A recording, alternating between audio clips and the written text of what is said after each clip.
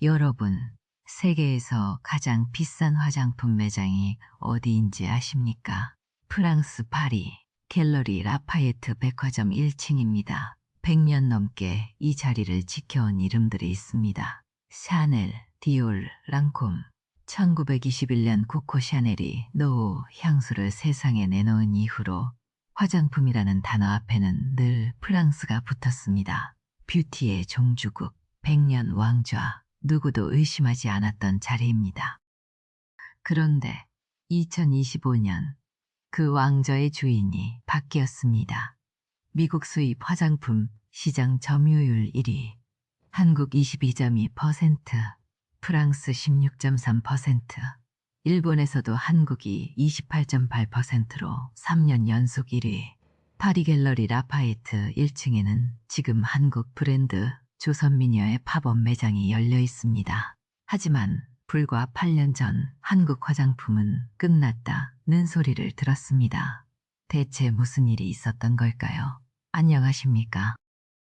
대한민국의 저력을 팩트로 파헤치는 코리아 파워입니다. 오늘은 사드 보복으로 끝장났다던 K뷰티가 어떻게 100년 화장품 강국 프랑스를 꺾고 미국과 일본 시장 1위를 차지했는지 그 반전의 비밀을 낱낱이 해부해 드리겠습니다.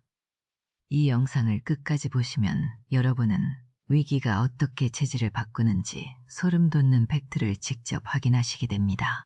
자, 본 게임을 시작하겠습니다. 이야기는 2010년대 초반으로 거슬러 올라갑니다. 당시 한국 화장품 산업에는 한 단어로 설명되는 마법이 있었습니다. 중국 관광객, 이른바 요커, 육학들이 한국에 쏟아져 들어왔거든요. 이들이 가장 먼저 향한 곳이 어디였겠습니까? 명동 면세점입니다. 설화수, 이니스프리, 라네즈, 한국 화장품이라면 가리지 않고 쓸어 담았습니다.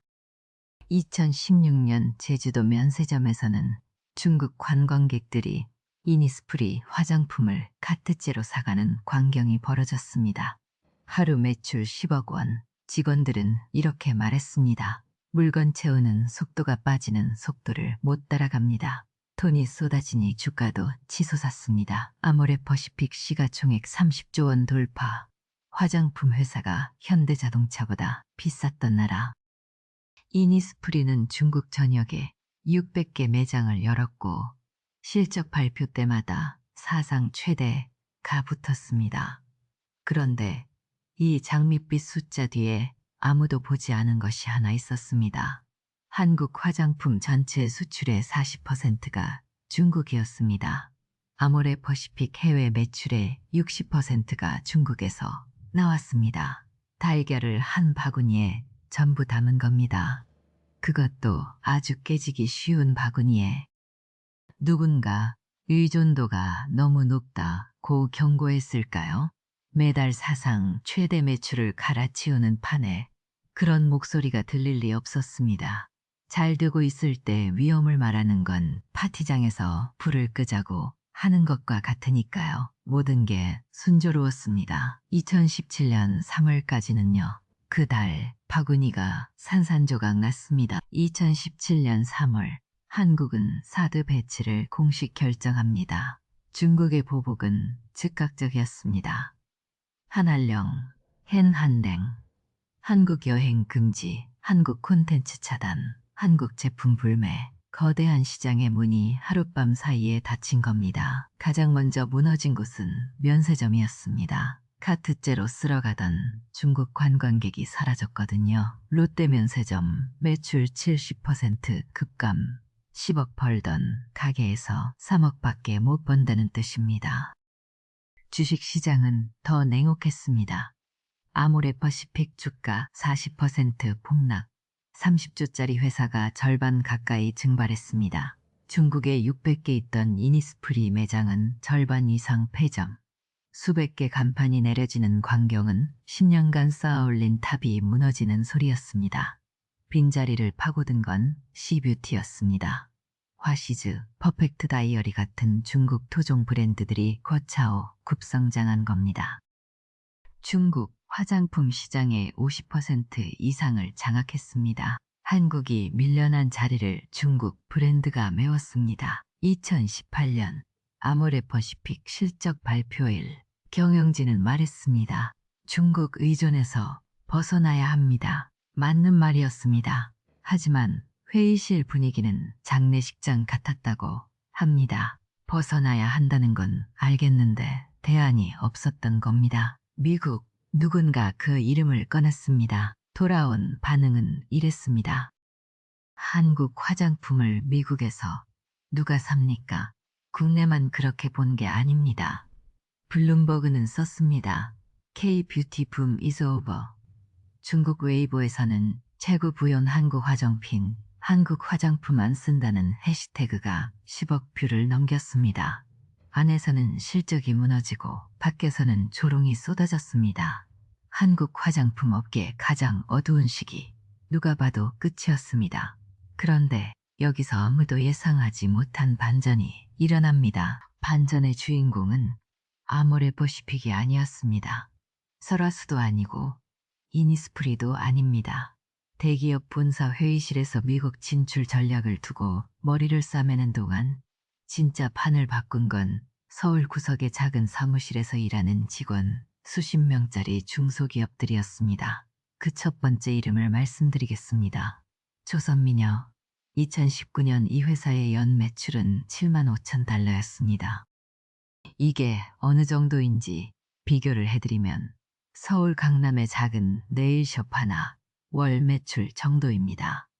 그걸 1년 동안 벌었다는 겁니다. 직원은 수십 명, 누가 봐도 동네 중소기업이었습니다. 그런데 이들에게는 하나의 무기가 있었습니다. 조선시대 미용법, 쌀뜨물, 세안, 꿀백, 동백기름, 조선 궁중에서 내려온 전통 미용법을 현대 화장품 기술로 재해석한 겁니다. 솔직히 한국에서는 반응이 시큰둥했습니다. 조선시대 화장품이라니 콘셉트가 좀 촌스럽지 않나? 국내 뷰티 커뮤니티에서도 크게 주목받지 못했습니다. 그런데 이걸 미국 틱톡에 올리자 상황이 완전히 달라집니다. 조선미녀 선크림 리뷰 영상 하나가 올라갔습니다. 미국 열대 소녀가 얼굴에 선크림을 바르면서 이렇게 말합니다. 이 한국 선크림 미쳤다. 벽탁 현상 없이 투명하게 발리고 기름지지 않고 그런데 자외선 차단 지수는 SPF 50+. 이걸 프랑스 브랜드의 3분의 1도 안 되는 가격에 살 수 있다고요? 영상이 공유되고 또 공유되고 조회수가 수천만을 찍었습니다. 미국 Z세대 사이에서 조선미녀는 하나의 현상이 됐습니다. 결과가 어떻게 됐을까요? 2025년 조선미녀의 매출은 1억 달러를 돌파합니다. 7만 5천 달러에서 1억 달러, 1333배 성장입니다. 이건 성장률이라고. 마치 동네 분식집이 6년 만에 글로벌 프랜차이즈가 된 것과 같은 이야기거든요. 서울 종로의 작은 사무실에서 시작한 이 회사가 파리 갤러리 라파에트 1층의 팝업 매장을 여는 데까지 걸린 시간 불과 6년이었습니다. 그런데 조선미녀만이 아니었습니다. 코스알엑스라는 브랜드가 있습니다. 이 회사의 대표 제품이 뭔지 아십니까? 달팽이 점액을 얼굴에 바른다고요? 미국 소비자들도 처음에는 기겁했습니다. 그게 대체 뭐냐? 달팽이가 기어간 흔적을 얼굴에 바르라고? 거부감이 상당했습니다. 유럽에서도 비슷한 반응이었습니다. 프랑스 뷰티 매거진은 기괴한 한국식 스킨케어라고 표현하기도 했습니다. 하지만 코스알엑스는 감성 마케팅으로 맞서지 않았습니다. 대신 성분 데이터와 임상 시험 결과를 전면에 내세운 겁니다. 달팽이 점액 속 뮤신 성분이 피부 재생에 어떤 효과가 있는지 4주간 임상 결과 주름 개선율이 몇 %인지 데이터로 증명한 것입니다. 먹혔습니다. 아마존 프라임데이에서 뷰티 카테고리 전체 1위를 차지합니다. 전체 1위입니다. 에스티로더도 로레알도 클리니크도 제치고 1위를 찍었습니다. 미국 최대 이커머스 플랫폼에서 한국의 달팽이 점액이 프랑스의 백년 명품을 이긴 순간이었습니다. 그리고 여기서 재밌는 일이 벌어집니다. 기억하십니까? 한국 화장품을 미국에서 누가 삽니까? 라고 했던 아모레퍼시픽이 바로 이 코스RX를 인수합니다. 대기업이 인디 브랜드를 쫓아간 겁니다. 가르치려 했던 쪽이 배우는 쪽이 됐습니다. 한국 뷰티 업계의 위아래가 완전히 뒤집어진 순간이었습니다. 이뿐만이 아닙니다. 아노하는 일본 최대 온라인 쇼핑몰 그50에서 스킨케어 부문을 석권했습니다.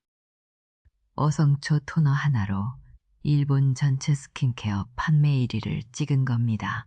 일본은 자국 화장품에 대한 자부심이 대단한 나라인데 그 일본 소비자들이 한국 인디 브랜드 제품을 1위로 올려놓은 겁니다. 그리고 티르티르. 이 브랜드는 파운데이션을 무려 30가지 색상으로 출시해서 미국 시장을 뒤흔들었습니다. 왜 30색이냐고요? 미국은 다민족 국가잖아요. 흑인, 히스패닉, 아시안, 백인, 피부톤이 수십 가지입니다. 프랑스 브랜드들이 10색 내외로 만들 때 한국의 작은 브랜드가 모든 피부색에 맞는 제품을 만들었습니다. 당신의 피부색도 존중합니다. 라는 메시지가 미국 소비자들의 마음을 정확히 관통했던 겁니다. 미국 흑인 뷰티 유튜버들이 앞다투어 리뷰를 올렸고 한국 브랜드가 우리를 위한 색을 만들어줬다는 댓글이 수만 개가 달렸습니다. 자, 이 모든 인디 브랜드에는 하나의 공통점이 있었습니다. 프랑스가 샤넬이라는 이름으로 디올이라는 100년 간판으로 화장품을 팔 때 K-뷰티 인디 브랜드들은 전혀 다른 방식으로 승부했습니다. 어성초 77%, 쌀 추출물 함유, 달팽이 점액 92%, 성분명과 함량을 제품 패키지 전면에 크게 써놓은 겁니다. 숨길 게 없다는 듯이요. 성분의 깐깐하기로 유명한 미국 MZ세대가 여기에 열광했습니다. 뭐가 들어있는지 숨기지 않는 브랜드, 성분표를 읽을 수 있는 화장품. 100년 된 프랑스 명품 하우스가 한 번도 해주지 못한 것을 직원 30명짜리 한국 중소기업들이 해낸 겁니다. 투명성이라는 이름의 무기로요. 그렇게 세포라, 얼타뷰티, 미국 양대 뷰티 유통 채널 전 매장에 K뷰티 브랜드가 당당하게 입점합니다. 더 이상 아시안 코스메틱 코너의 틈새 상품이 아니었습니다. 매장 한복판, 주류 브랜드들과 어깨를 나란히 한 것입니다. 그래서 결과가 어떻게 됐을까요? 숫자로 말씀드리겠습니다. 2025년 K뷰티 수출액 114억 달러, 역대 최대입니다. 114억 달러가 어느 정도 규모인지 감이 잘 안 오실 수 있습니다. 이렇게 생각해 보시면 됩니다. 서울 지하철 전 노선을 땅속부터 처음 다시 건설할 수 있는 비용이 약 60억 달러입니다. 그 돈의 2배입니다. 1년 동안 화장품을 팔아서 지하철 2번 깔 수 있는 돈을 벌어들인 겁니다. 그리고 이 숫자의 증가 속도가 무섭습니다. 전년 대비 23% 성장. 같은 기간 프랑스 화장품 수출 증가율의 4배에 해당합니다. 프랑스가 한 걸음 걸어갈 때 한국은 네 걸음을 뛰어간 셈입니다. 자, 그러면 시장별로 들어가 보겠습니다. 먼저 세계 최대 소비시장 미국입니다. 미국 수입 화장품 시장. 한국 점유율 22.2%, 프랑스 16.3%, 격차가 6%포인트. 차가 보이십니까? 전체 시장 규모를 생각하면 이건 수십억 달러의 격차입니다. 100년 넘게 단 한 번도 1등 자리를 놓치지 않았던 프랑스를 한국이 처음으로 꺾었습니다. 화장품 역사에서 처음 있는 일입니다. 일본은 어떨까요? 한국 28.8%, 프랑스 25.1%, 역시 1위입니다. 그것도 3년 연속으로 1위 자리를 지키고 있습니다. 일본이라는 나라가 어떤 곳입니까? 시세이도, 카네보, SK처이. 자국 화장품 산업만으로도 세계 3위 규모를 자랑하는 나라입니다. 그 일본 소비자들이 자국 제품을 놔두고 한국 화장품을 선택했다는 건 단순히 싸서가 아니라 품질로 인정받았다는 뜻이거든요. 도쿄 하라주쿠 거리에 가보면 한국 화장품 전문 매장이 줄지어 있습니다. 일본 열대 사이에서 한국 스킨케어를 안 쓰면 뒤처진다는 말이 나올 정도입니다. K뷰티가 수출되는 나라가 몇 개인지 아십니까? 202개국입니다. UN 회원국이 몇 개인지 아십니까? 193개국입니다. K뷰티 수출국이 UN 회원국보다 9개가 더 많습니다. 지구상에 한국 화장품이 안 들어간 곳을 찾는 게 더 어려운 상황이 된 겁니다. 미국과 일본만의 이야기가 아닙니다. 중동에서도 K뷰티 수출이 전년 대비 32.3% 증가했습니다. 사우디아라비아, UAE, 카타르. 이 나라들이 어떤 곳입니까? 오일머니로 세계 최고급 명품만 소비하는 시장입니다. 전통적으로 프랑스 화장품의 철옹성이었던 곳이거든요. 그 철옹성에 한국 화장품이 파고든 겁니다. 유럽에서도 두 자릿수 성장을 기록했습니다. 프랑스의 안방이라고 할 수 있는 유럽 한복판에서도 한국 화장품이 빠르게 영토를 넓히고 있는 것입니다. 아프리카, 남미까지 포함하면 말 그대로 지구 전체가 K뷰티 시장이 됐습니다. 이걸 가장 실감할 수 있는 장소가 하나 있습니다. 뉴욕 5번가 세포라 매장, 글로벌 뷰티의 심장부입니다. 문을 열고 들어서면 가장 먼저 눈에 들어오는 코너가 있습니다.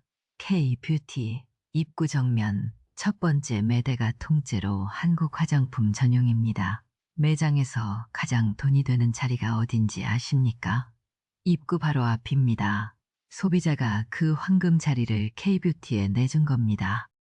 상업적 판단으로 봐도 한국 화장품이 가장 많이 팔린다는 뜻이거든요. 그 매대에서 가장 많이 팔리는 제품이 뭘까요? 조선미녀 선크림입니다. 3초에 1개씩 팔립니다. 하루에 28,000개가 넘는 셈입니다. 매장 직원에게 여기서 가장 잘 나가는 브랜드가 뭐냐고 물으면 샤넬도 디올도 랑콤도 아닌 뷰티 오브 쇼세온이라고 답합니다.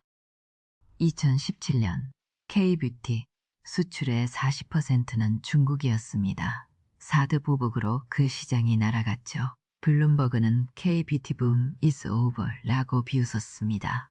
끝났다고요. 그런데 2025년 숫자를 보십시오. K뷰티 최대 수출국 1위 미국 22억 달러, 중국은 20억 달러로 2위로 밀려났습니다. 한번 정리해 보겠습니다. 2017년에는 중국이 전체의 40%를 차지하며 압도적 1위였습니다. 미국은 한 자릿수에 불과했습니다. 그런데 8년 만에 미국이 1위, 중국이 2위가 됐습니다. 순위만 바뀐 게 아닙니다. 전체 파이 자체가 3배 이상 커진 상태에서 역전이 일어난 겁니다. 이게 무엇을 의미하느냐? 중국 하나에 목숨을 걸었던 구조가 뿌리째 바뀌었다는 뜻입니다. 사드라는 거대한 벽이 길을 막아버리자 K뷰티는 벽을 넘는 대신 새로운 길을 뚫어버린 것입니다. 미국을 뚫고 일본을 뚫고 중동까지 뚫었습니다. 한쪽 문이 닫히자 더 크고 더 많은 문을 열어버린 겁니다. 그리고 이 수출의 70% 이상이 중소기업에서 나왔습니다. 대기업이 아닙니다. 직원 수십 명, 수백 명 규모의 인디 브랜드들이 K뷰티 114억 달러 수출의 주력군이 된 겁니다. 재벌 대기업 없이 중소기업과 인디 브랜드가 100년 화장품 강국 프랑스를 추월했습니다. 반도체는 삼성이 만들었고 자동차는 현대가 만들었습니다. 하지만 K뷰티의 프랑스 추월은 이름 없는 중소기업들이 만들어낸 기적입니다. 한국 산업사에서 이런 일은 전례가 없었습니다. 끝났다고요? 숫자는 정반대를 말하고 있습니다. K뷰티 붐 is over 라고 썼던 블룸버그 기자가 이 숫자를 보면 무슨 생각을 할까요? 하지만 여기서 한 가지 짚고 넘어가야 할 게 있습니다. 여기서 한 가지 솔직하게 말씀드려야 할 게 있습니다. K뷰티가 프랑스를 이겼다. 최근 많은 기사에 이런 제목이 붙었습니다. 자극적이고 뿌듯한 제목이죠. 틀린 말은 아닙니다. 하지만 정확한 말도 아닙니다. 코리아 파워는 과장으로 국뽕을 팔지 않습니다. 팩트로 팝니다. 그래서 이 부분을 반드시 짚고 넘어가야 합니다. 한국이 프랑스를 꺾은 건 수입 화장품 점유율입니다. 미국 시장에서 외국산 브랜드끼리 경쟁하는 판에서 1등을 한 겁니다. 그런데 미국에는 에스티로더, 메이블린, 클리니크 같은 거대한 자국 브랜드들이 따로 있습니다. 이들을 포함한 전체 시장에서 한국이 1위를 한 건 아니거든요. 수입 화장품 점유율 1위와 미국 전체 시장 1위는 완전히 다른 이야기입니다. 이 차이를 무시하고 프랑스를 이겼다고 쓰면 그건 제목은 화려하지만 사실은 흔들리는 기사가 되는 겁니다. 프랑스 화장품 산업의 전체 규모가 얼마인지 아십니까? 620억 유로, 한화로 약 90조 원입니다. 이 중에서 로레알 한 회사의 매출만 412억 유로입니다. 412억 유로가 어느 정도냐? 한국 화장품 전체 수출액 114억 달러의 3배가 넘는 돈을 로레알 하나가 벌어들이는 겁니다. 로레알은 사나에 랑콤, 메이블린, 키엘, 라로슈포제까지 거느리고 있는 세계 1위 화장품 그룹입니다. 이 거인이 여전히 건재하다는 사실, 프랑스를 완전히 넘었다고 말하려면 아직 갈 길이 꽤 멀다는 뜻이기도 합니다. 그러면 K뷰티가 실제로 이룬 건 대체 뭘까요? 100년간 프랑스만 차지하고 앉아있던 자리에 한국이 끼어든 겁니다. 미국이라는 세계 최대 뷰티 시장에서, 일본이라는 아시아 최대 프리미엄 시장에서 소비자들이 프랑스 대신 한국을 선택하기 시작한 것. 이건 과장이 아니라 움직일 수 없는 팩트입니다. 다만 프랑스 산업 전체를 넘었다고까지 말하면 그건 팩트의 범위를 벗어나게 되는 겁니다. 과장 없이 정확하게 말하는 것. 그게 오히려 K뷰티의 성취를 더 단단하게 만듭니다. K뷰티 호황의 수혜자가 과연 누구냐는 질문입니다. 2025년 K뷰티 수출 114억 달러, 역대 최고 기록입니다. 화장품 업계 전체로 보면 분명히 축배를 들 만한 해였습니다. 그런데 한국 화장품 업계의 양대 산맥, 아모레퍼시픽과 LG생활건강의 실적은 어땠을까요? 부진했습니다. 아모레퍼시픽의 중국 매출은 매분기 줄었고 미국에서의 성장이 그 빈자리를 메우지 못했습니다. 주가는 여전히 2016년 전성기의 4분의 1 수준이었습니다. LG생활건강의 사정도 크게 다르지 않았습니다. 중국 의존 체질에서 벗어나는데 대기업이 오히려 인디 브랜드보다 더 오래 걸린 겁니다. 업계에서는 이런 말이 돌았습니다. K뷰티는 역대 최고인데 대기업은 역대 최악이다. 씁쓸한 역설이지만 이 호황의 진짜 주역은 조선미녀, 코스RX, 아누아, 티르티르 같은 인디 브랜드들이었던 겁니다. 중소기업 수출 비중이 70%를 넘었다는 숫자가 그 증거입니다. 아모레퍼시픽이 코스RX를 인수한 것도 뒤집어 보면 대기업이 인디의 성공을 쫓아간 거잖아요. 10년 전이라면 상상도 못했을 구도입니다. 대기업이 인디를 인수하는 게 아니라 인디의 성공 방정식을 배우기 위해 인수한 것이니까요. 그리고 우리가 반드시 주시해야 할 상대가 있습니다. C뷰티입니다. 한국이 중국 시장에서 밀려난 사이 중국 화장품 브랜드들은 코차오 열풍을 타고 자국 시장을 50% 이상 장악했습니다. 대표 주자가 화시즈, 영어 이름은 플로레시스입니다. 이 회사가 무서운 이유가 뭐냐? 중국 국내에만 머물러 있지 않다는 겁니다. 지금 동남아와 유럽으로 공격적으로 확장하고 있습니다. 중국이라는 14억 인구의 거대한 내수 시장을 등에 업고 있고 가격 경쟁력도 K뷰티보다 앞섭니다. 한국이 사드 이후에 중국을 떠나면서 비운 그 자리를 C뷰티가 꿰찼을 뿐 아니라 이제 한국이 공들인 동남아와 유럽 시장에까지 진출하기 시작한 겁니다. 여기에 관세에 리스크까지 더해집니다. 미국의 무역 정책 기조가 바뀌면 K뷰티의 수출 구조 자체가 흔들릴 수 있습니다. 지금 미국이 최대 수출국이잖아요. 관세, 장벽이 높아지면 가격 경쟁력에 직격탄을 맞게 됩니다. 수입 화장품 점유율 1위라는 타이틀이 관세 한 방에 흔들릴 수도 있다는 뜻입니다. 과장 없이 정리하면 이렇습니다. K뷰티의 다음 전쟁 상대는 프랑스가 아니라 CBT일 수 있습니다. K뷰티는 분명 놀라운 성취를 이뤘지만 아직 완성된 이야기가 아닙니다. 해결해야 할 과제도 넘어야 할 상대도 남아있다. 그렇다면 K뷰티의 다음 장은 어떻게 쓰여질까요? 파리 갤러리 라파에트 백화점 1층 100년간 샤넬과 디올만 서 있던 그 자리에 한국 브랜드 조선미녀의 매장이 열렸다는 이야기로 오늘 영상을 시작했습니다. 이건 단순한 입점이 아닙니다. 매출 7만 5천 달러에서 1억 달러로 1333배. 한 기업의 성공담이 아닙니다. 한국 화장품 산업 전체의 체질이 바뀌었다는 부정할 수 없는 증거입니다.